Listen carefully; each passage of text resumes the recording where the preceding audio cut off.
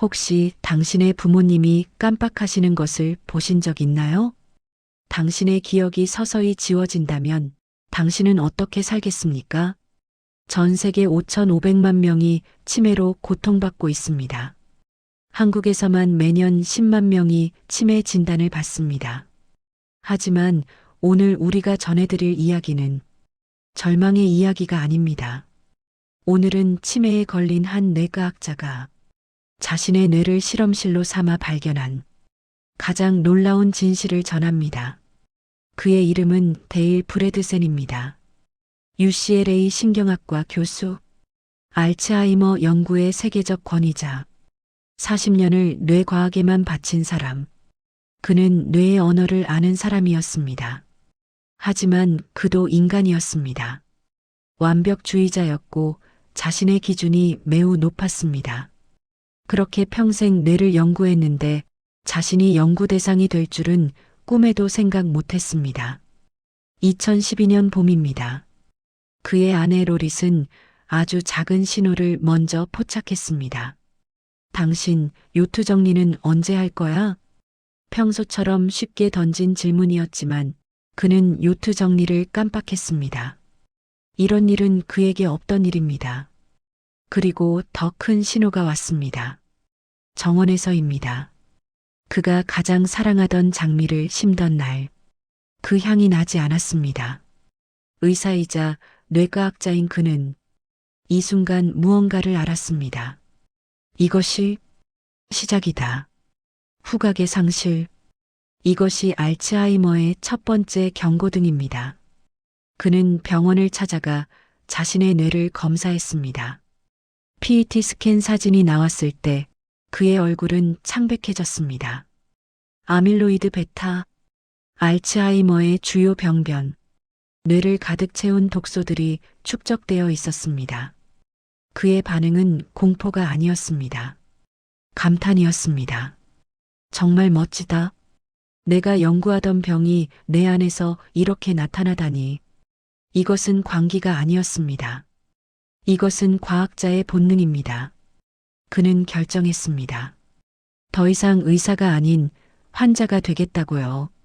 이 병을 이해하기 위해 나는 스스로가 되어야 한다.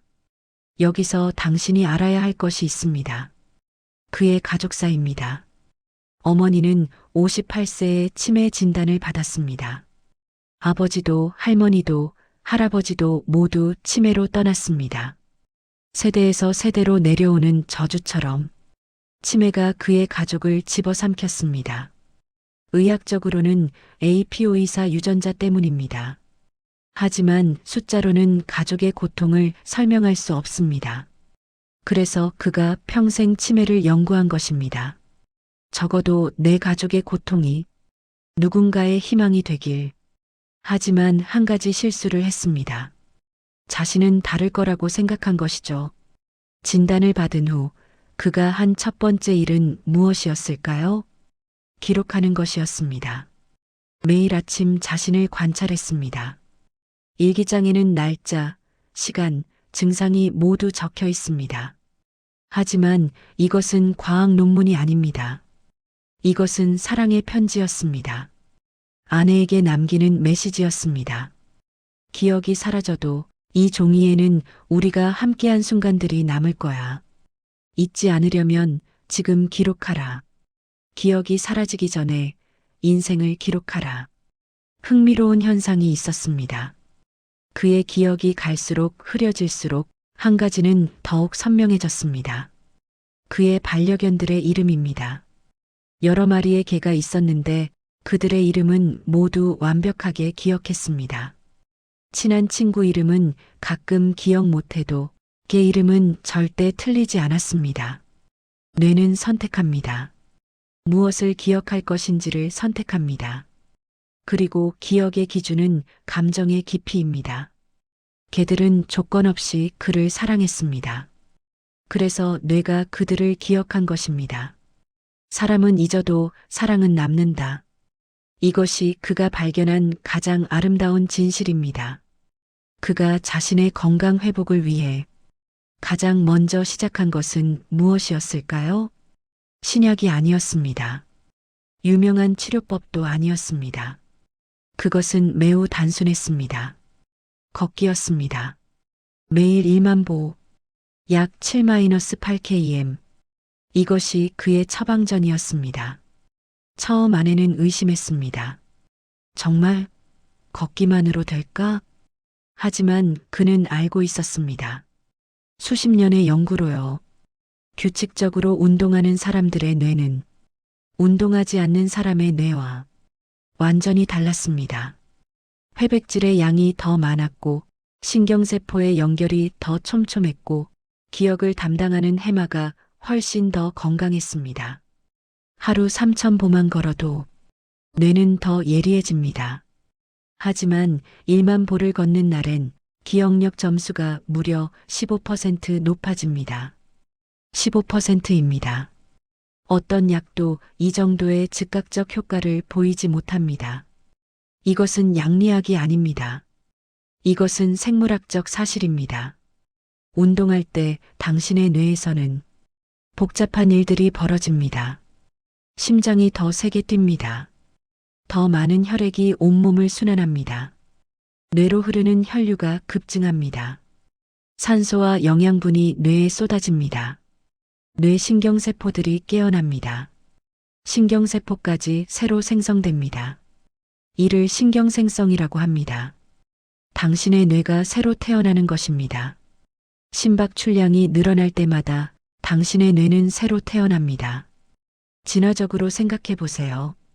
인간은 수백만 년 동안 움직이며 살아왔습니다. 그래서 우리의 뇌는 움직임에 최적화되어 있습니다. 우리의 뇌는 움직이기를 원합니다. 당신의 다리가 멈추는 순간 당신의 뇌도 멈추기 시작합니다. 이것은 그의 개인적 경험이 아닙니다. 전 세계 수백 개의 대학과 연구기관에서 같은 결과를 얻었습니다. 하버드 의대의 연구, 꾸준한 유산소 운동은 알츠하이머 발병률을 최대 50% 낮춥니다. 세계보건기구 WHO의 최신 가이드라인, 신체 활동은 인지 기능 저하를 최대 50% 감소시킵니다. 미국 알츠하이머 협회의 성명, 생활 방식 개선이 약물 치료와 같은 수준이 효과를 낸다고 보고합니다. 50%입니다. 어떤 신약도 어떤 수술도 이 정도의 효과를 보이지 못합니다. 하지만 당신의 두 다리가 할 수 있습니다. 그가 걷기만 한 건 아닙니다. 과학자로서 그는 알고 있었습니다. 한 가지 방법만으로는 부족하다는 것을 독서를 했습니다. 새로운 책을 읽고 뇌에 도전을 줬습니다. 친구들과 대화를 나눴습니다. 사회적 상호작용은 뇌를 가장 자극하는 활동입니다. 음악을 들었고 연주했습니다. 특히 피아노가 그의 가장 큰 위로였습니다. 8번의 임상시험에 참여했습니다. 자신의 몸을 완전히 의학 연구의 대상으로 삼았습니다. 나는 이 병을 이해하고 싶다. 그리고 내 경험이 다른 사람들을 돕는 데 사용되길 원한다. 음악은 특별했습니다. 신경과학자들은 알고 있습니다. 음악을 처리하는 뇌 영역은 알츠하이머의 병변이 가장 늦게 침투하는 곳입니다. 마지막 요새입니다. 그래서 많은 치매 환자들이 이름은 잊어도 노래는 부를 수 있습니다. 가수 이름은 떠오르지 않는데 비틀즈의 미셸은 여전히 마음속에서 흐른다. 이것이 음악의 마법입니다. 기억을 초월한 감정의 언어입니다. 음악은 기억의 마지막 요새다. 어느 시점에서 그는 더 이상 병과 싸우려고 하지 않았습니다. 대신 인생 그 자체를 사는 것을 택했습니다. 그는 요트를 탔습니다. 처음엔 계획된 항로를 따랐습니다. 하지만 언제쯤인가 계획을 버렸습니다. 바람 가는 대로, 파도 가는 대로 표류하기로 했습니다. 그리고 그 표류 속에서 범고래를 만났습니다. 거대한 검은색과 흰색의 몸체로 물을 헤치며 나타났습니다. 계획된 항해에선 고래를 못 봅니다. 정해진 길만 가면 고래를 절대 만날 수 없습니다. 하지만 표류할 때 인생의 선물이 찾아옵니다. 이것은 인생관의 근본적 변화였습니다. 인생은 목적지가 아니라 항해 그 자체다. 하지만 그는 혼자가 아니었습니다. 그의 아내 로릿이 있었습니다. 그들은 함께 약속했습니다. 두려워하지 말자. 이 병과 싸우려고 하지 말자. 대신 매일을 감사하며 살자. 매일 걷고 매일 웃고 지금을 살자. 이것은 포기가 아닙니다. 오히려 더 깊은 형태의 용감함입니다. 현실에 항복하되 그 속에서 여전히 아름다움을 찾는 것입니다. 매일 아침입니다. 여전히 그는 아침 일찍 일어납니다. 아내가 그를 깨웁니다. 혼자 길을 찾지 못할 수도 있으니까요. 하지만 밖으로 나가면 신기한 일이 일어납니다. 그의 발이 길을 기억합니다. 뇌가 기억을 잃어도 몸은 기억하는 것입니다. 매일 같은 길을 갑니다. 일만 보입니다. 그 길에서 그는 자신이 누구인지를 다시 찾습니다. 병을 잊습니다. 혼자가 아닙니다. 내가 아침에 일어나 30분을 걷고 나면 내 마음이 훨씬 맑아진다. 30분 후엔 완전히 깨어난다. 내가 다시 나 자신이 된다. 그렇다면 구체적으로 어떻게 해야 할까요? 첫째, 걷기입니다. 최소 하루 3,000보, 가능하면 1만 보. 규칙적으로 말입니다. 혼자보다는 함께 걷세요. 같은 시간에 같은 길을 걸세요. 둘째, 인지 활동입니다. 새로운 것을 배우세요. 책을 읽으세요. 악기를 연주하세요. 뇌에 도전을 주세요. 셋째, 사회적 연결입니다. 가족과 대화하세요. 친구들을 만나세요. 인간관계가 뇌를 유지하는 가장 강력한 약입니다. 넷째, 건강한 식단입니다. 지중해식 식단이 권장됩니다. 신선한 야채, 과일, 생선, 올리브유. 다섯째, 충분한 수면입니다. 뇌는 자는 동안 독소를 정소합니다. 6-8시간의 수면이 필요합니다. 마지막으로 스트레스 관리입니다. 명상을 하세요. 요가를 하세요. 만성 스트레스는 뇌를 파괴합니다. 한 가지 명확히 해야 할 것이 있습니다. 이 방법이 모든 것을 해결하지는 않습니다. 마법이 아닙니다. 하지만 여기서 중요한 것은 예방입니다. 아직 건강한 사람이 이 방법을 실천하면 발병을 최대 50% 낮출 수 있습니다.